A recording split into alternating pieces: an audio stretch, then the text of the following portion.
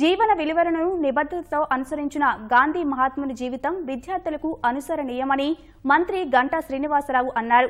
జాతిపితను నిత్యం విద్యార్థులు స్మరించుకునే విధంగా విశాఖ జిల్లా భీమిని నియోజకవర్గంలోని అన్ని ప్రభుత్వ పాఠశాలల్లో గాంధీ విగ్రహాలను ఏర్పాటు చేయనున్నట్లు తెలిపారు. తొలుత కొన్ని పాఠశాలల్లో విగ్రహాలను ఏర్పాటు చేయగా మంచి స్పందన రాగా మిగతా పాఠశాలల్లోనూ ఏర్పాటు చేసేందుకు సన్నాహాలు చేస్తున్నారు. దీనికోసం ప్రత్యేకంగా ప్రైవేటు సంస్థల సహకారంతో 2012 విగ్రహాలను రూపొందించారు. కళ్ళద్దాలతోటి ఆ భోజనవులతో ఉండే గాంధీ గారి మొహం, ఆ మొహంలో మనకి అనేక భావాలు మనకందరూ కూడా కనిపిస్తూ ఉంటాయి.